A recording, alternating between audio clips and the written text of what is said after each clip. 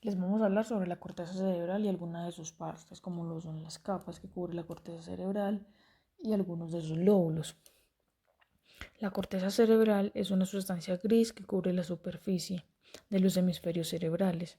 En la corteza cerebral es donde ocurre la percepción, imaginación, pensamiento, juicio y decisión. La corteza cerebral está compuesta por varias capas. Una de ellas es la capa molecular, que queda ubicada por debajo de la pirámide y mide entre 200 y 400 milímetros.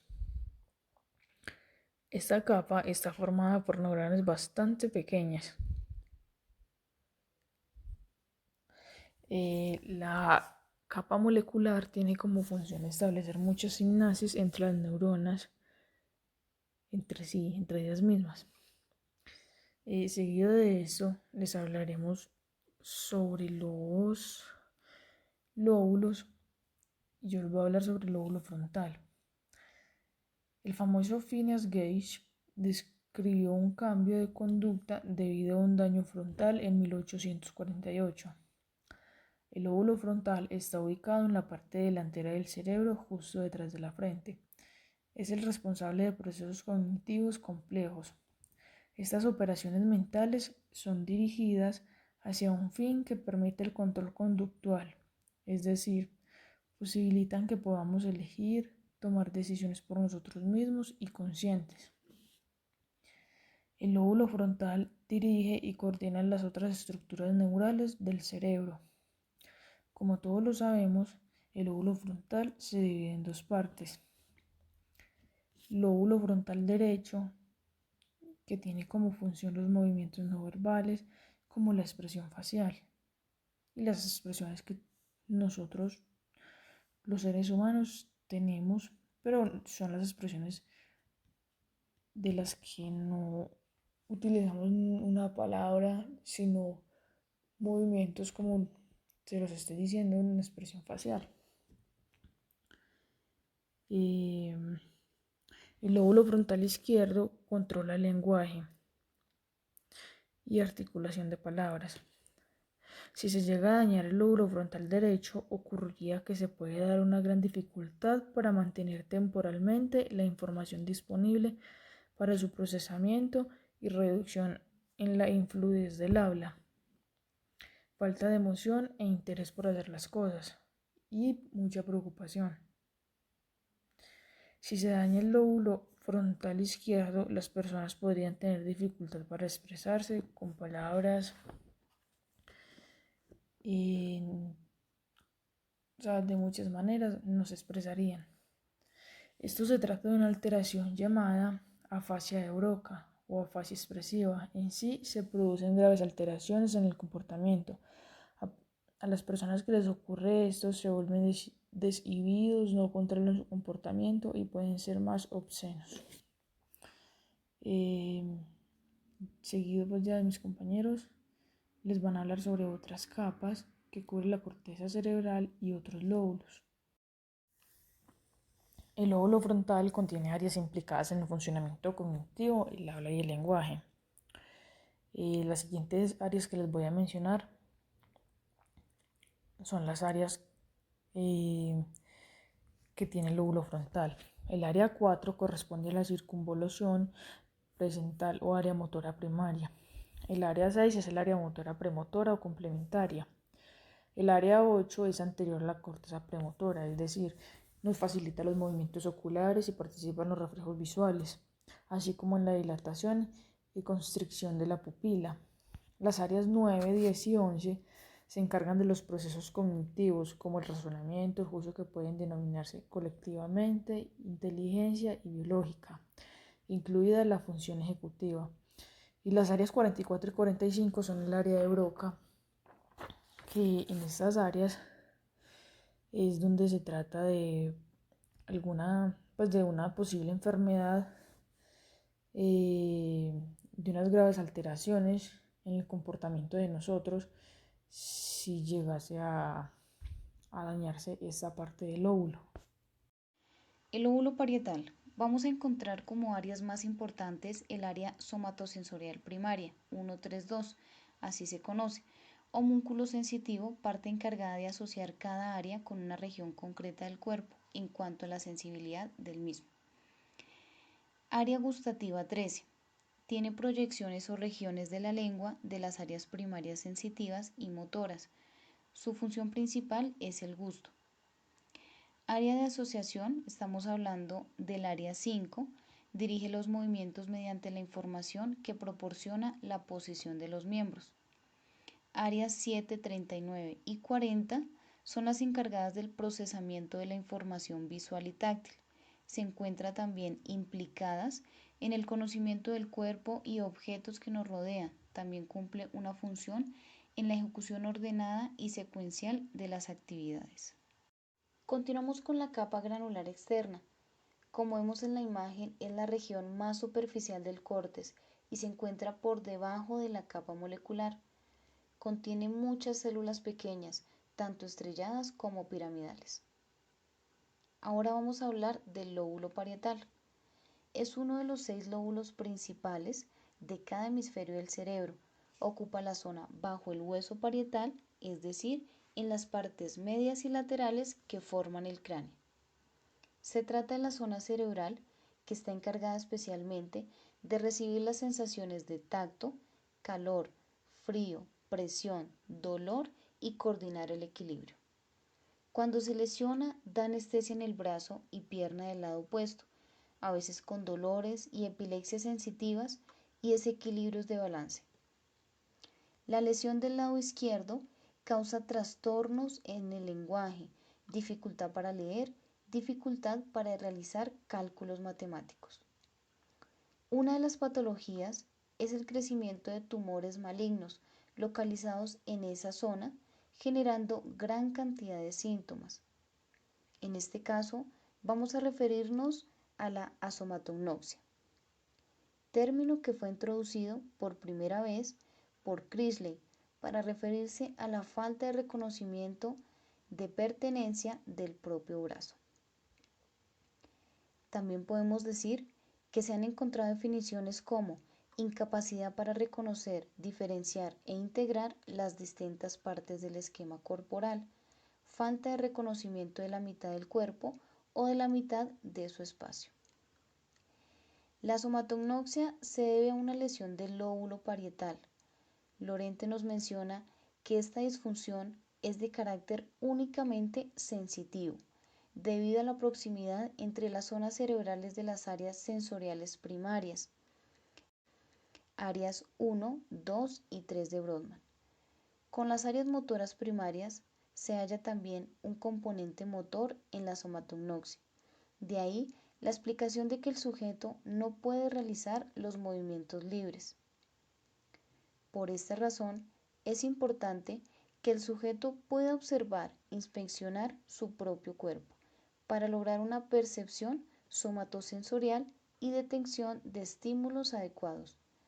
Cuando se desarrolla una alteración de la visión, se genera una desaparición de la conciencia corporal, llevándolo así a la experiencia de no ver una de las partes del propio cuerpo ni otros objetos en su posición visual.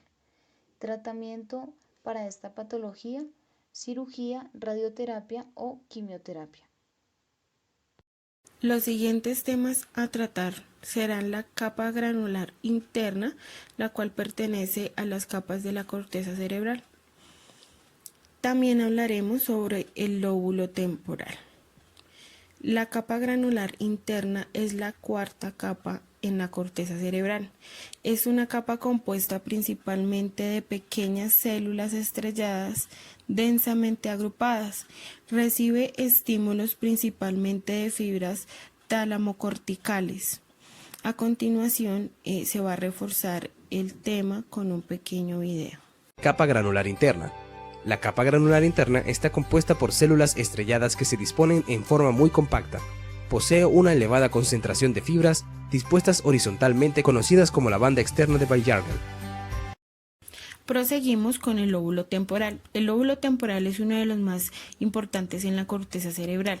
También es uno de los más estudiados por la área de la neurociencia. Para comprender el funcionamiento del sistema nervioso es primordial saber así sea lo más básico de los lóbulos temporales, además de que cubre una gran parte del encéfalo. En el siguiente video se dará a conocer su ubicación y funcionamiento.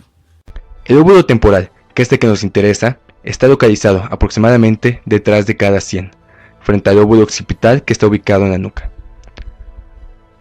El lóbulo temporal procesa información de los oídos, contribuye al balance y al equilibrio, recuerda emociones y motivaciones como la ansiedad, el placer y la ira. También desempeña un papel importante en tareas visuales complejas como el reconocimiento de caras. De igual manera, posee neuronas relacionadas con la comprensión del lenguaje, memoria y aprendizaje, así como al mismo tiempo procesa información del sentido del olfato que está cerca del lóbulo frontal. De los 4 lóbulos cerebrales, el temporal es el que tiene mayores conexiones con el sistema límbico. El lóbulo temporal se divide en 4 partes principales: lóbulo temporal superior, lóbulo temporal medio, lóbulo temporal inferior, zona de gyrus o girus o zona visual secundaria, y la zona olfativa primaria. En la parte superior existen varias zonas auditivas. El área auditiva primaria está ubicada en esta parte. Esta es la parte que realiza la mayor, la más compleja y la más importante tarea de procesamiento del audio. Recibe información bilateral de ambos oídos. El área de asociación auditiva está ubicada aquí, y su función está relacionada con la interpretación y relación de sonidos con elementos de la memoria. Una última área es el área de Wernicke. Recibe información del lóbulo occipital y la zona auditiva temporal. De esta manera, permite entender el lenguaje escrito y hablado, utilizando también información visual recibida del lóbulo occipital. El lóbulo temporal medio está relacionado con la memoria. Funciona con la neocorteza para establecer memoria a largo plazo.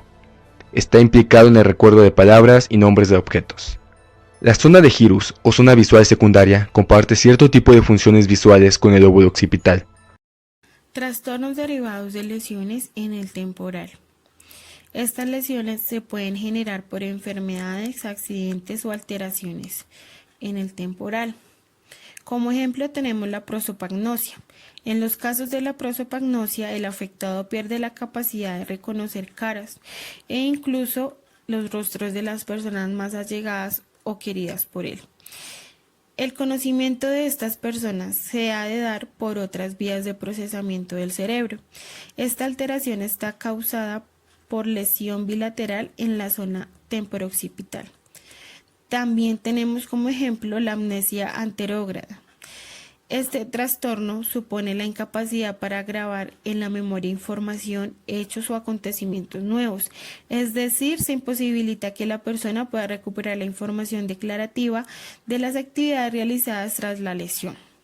Esta alteración es producida por la lesión en el lóbulo temporal medial, especialmente en el hipocampo. Como pudo determinar Brodmann, las distintas partes de la corteza cerebral están involucradas en diferentes funciones cognitivas y conductuales. Al mismo tiempo, muchas de esas áreas cerebrales definidas por Brodmann tienen sus propias estructuras internas complejas. Las áreas involucradas en el procesamiento de la información auditiva y la semántica, así como la apreciación del olfato, se encuentran en el lóbulo temporal, como lo pueden visualizar en la imagen. Las áreas que hacen parte del lóbulo temporal son número 41, número 42, número 21 y 22 y número 37. Les voy a nombrar 2 de ellas. En el área 41 es la circunvolución de Hertz, el área auditiva primaria. En el área 42 se encuentra inmediatamente inferior al área 41 y también está involucrada en la detección y reconocimiento del habla. El procesamiento realizado en esta área de la corteza proporciona un análisis más detallado que el realizado en el área 41. Lóbulo occipital.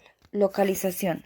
El lóbulo occipital está ubicado en la zona posterior inferior del cerebro, por detrás del lóbulo temporal y parietal. Hay un lóbulo occipital por cada hemisferio cerebral. Tiene forma de pirámide y es el más pequeño de todos los lóbulos. Dentro de las principales funciones del lóbulo occipital encontramos la interpretación de imágenes, la visión, el reconocimiento de los espacios, la discriminación de movimientos y colores y se encarga de recibir sensaciones como el tacto, el calor, el frío y la presión.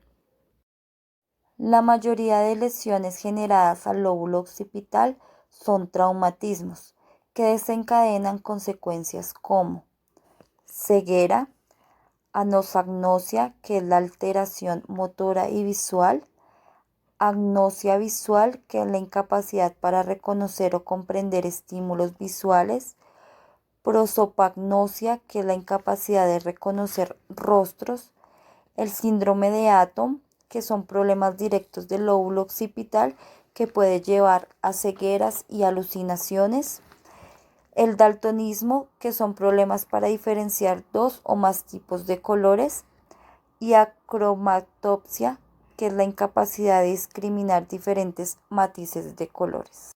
El lóbulo occipital está conformado por dos áreas de Brodmann importantes, el área 17, que es visual primaria, y el área 18, visual secundaria. Las áreas 18 y 19 son áreas visuales donde se produce el procesamiento visual. Área 17, visual primaria. Está localizada en el polo posterior de la corteza occipital, es responsable del procesamiento de estímulos visuales, procesa la información acerca de los objetos estáticos. Área 18, secundaria. Una de las cortezas estriadas que forman parte de la corteza visual secundaria. Permite la visión en 3 dimensiones y detención de intensidad lumínica. Bueno, en esta parte vamos a hablar sobre el lóbulo de la ínsula o ínsula de Rayleigh. Este lóbulo está ubicado en la parte interna de cada hemisferio cerebral, por lo cual, al tomar como referencia la cisura de Silvio o surco lateral para abrir la corteza, allí se hallará la ínsula, o también realizando un corte coronal se puede visualizar este lóbulo. La ínsula conlleva funciones relacionadas a la percepción de la conciencia propia, es decir, a poder reconocer partes de nuestro cuerpo y la ubicación de estos, sentir nuestros latidos o reconocer movimientos viscerales e incluso poder medir grados de dolor. También permite los movimientos para poder tragar cuando ingerimos alimento, regula nuestra frecuencia cardíaca cuando hacemos ejercicio y permite la homeostasis, ya que en las diferentes situaciones la ínsula compensa al cuerpo para que pueda mantener el equilibrio y la estabilidad, además de ayudarnos también a poder percibir olores y sabores. Esta parte de nuestro cerebro está estrechamente ligada con las diferentes adicciones que pueda presentar el ser humano, como el tabaquismo, la adicción por el café o por otras diferentes sustancias. A nivel emocional, en conjunto con el sistema límbico, permite al individuo sentir emociones básicas como el amor, el odio, la felicidad o la tristeza, y emociones más complejas a nivel social como la empatía, el sentir disgusto por algo que no nos parece justo, el poder indagar sobre situaciones que se nos presenten. Adicionalmente, nos ayuda a identificar la apariencia física y el olor de otros, y a nivel sexual permite la excitación y el orgasmo. Si llegara a presentarse alguna atrofia o daño en este lóbulo, la persona puede sufrir afasias, que en sí impiden la correcta producción y comprensión del habla, la lectura y la escritura. En específico, se puede manifestar una afasia expresiva progresiva, que afecta de menor a mayor medida la capacidad de poder expresar ideas y pensamientos propios al no poderse encontrar las palabras para darse a entender. Claro está que esta afasia también es encontrada en personas de avanzada edad, no precisamente se manifiesta por un accidente que comprometa esta área. También se puede mostrar falta de líbido, ya que como se mencionó anteriormente, la ínsula se relaciona con funciones sexuales y a niveles emocionales la persona puede manifestar apatía, entendiéndose por la falta de reconocimiento de emociones del otro. Por último, al afectarse el gusto y el olfato, se pueden manifestar problemas para poder diferenciar un alimento fresco de uno que está en mal estado, llevando a la persona a otros inconvenientes de salud. Respecto a las áreas de Brodmann de este lóbulo, encontramos asociadas las siguientes. El área 13 y 14, encargadas de la memoria verbal y el procesamiento fonológico. Gracias a esto podemos entonar y organizar nuestras palabras al expresarnos. Continuando por el área 16, que regula el dolor visceral y a la deglución. Estas áreas se encuentran ubicadas en la parte anterior de la ínsula. Por otro lado, está el área 43, asociada principalmente al gusto, ubicándose en la parte posterior de la ínsula. Lóbulo límbico, o más conocido como sistema límbico. Antiguamente se conocía bajo la denominación de rinencéfalo o cerebro olfatorio, porque mantiene estrechos vínculos filogenéticos con la olfacción. Sin embargo, hoy en día se conoce que solo una pequeña parte está relacionada. Este sistema está constituido por todos los circuitos neuronales que controlan la conducta emocional y los impulsos motivacionales, la amígdala, el hipocampo y los núcleos septales. El sistema límbico tiene componentes corticales y subcorticales. Las estructuras corticales ocupan la cara medial del cerebro alrededor del cuerpo calloso y el diencéfalo. Están integradas por el giro del cíngulo, el istmo, el giro parahipocampal y de esta manera queda conformado el giro arqueado o gran circunvolución límbica.